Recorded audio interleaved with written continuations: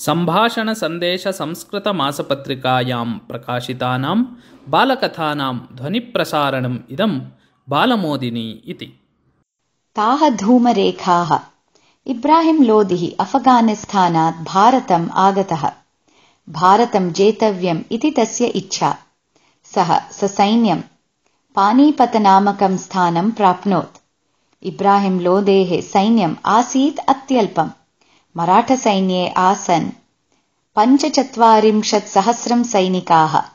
एतत् सुविशालं मराठसैन्यं कथम् अल्पसैन्ययुक्तेन मया जेतुं शक्येत् इति चिन्ताक्रान्तः आसीत् लोदिः।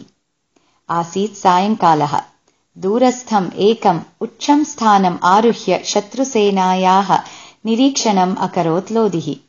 शत्रूणां जयाय कः मार्गः आश्रयणीयः इति चिन्ता तं बाधते स्म। समतलप्रदेशे आसीत् मराठसैन्यशिबिरम्। किञ्चित् कालं तत् विशालं सैन्यं द्रष्टं तेन विलक्षणः कश्चन अंशः तेन लक्षितः। सः पार्श्वस्थं सेनाप्रमुखम् अपृच्छत्।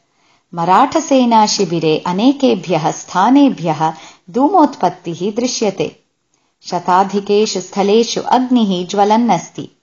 सर्वत्र अग्निज्वालनस्य कारणं किम् इति। तदा सेनाप्रमुखः अवदत्, मराठसैनिकाः पाकसज्जतायां निरताः सन्ति, अतः बहुत्र अग्निः दृश्यते इति। सेनायां तु एका एव खलु पाकशाला भयेत्। बहुत्र किमर्थं पाकः लोदिः अपृच्छत्। तत्र सन्ति विभिन्नजातीयाः। एकैकजातीयाः एकैकत्र पाकं कुर्वन्ति। सेनाप्रमुखः अवदत्। किं ते सर्वे हिन्दवः न? लोदिः अपृच्छत्। तदा सेनाप्रमुखः अवदत्, ते सर्वे हिन्दवः एव, किन्तु हिन्दुषु जात्युपजातिभेदाः बहवः। एकजातीयाः अन्यजातीयान् अवरान् मन्यन्ते। अन्यजातीयैः कृतः पाकः न सेव्यते। सः भोजनं निषिद्धं मन्यन्ते ते इति।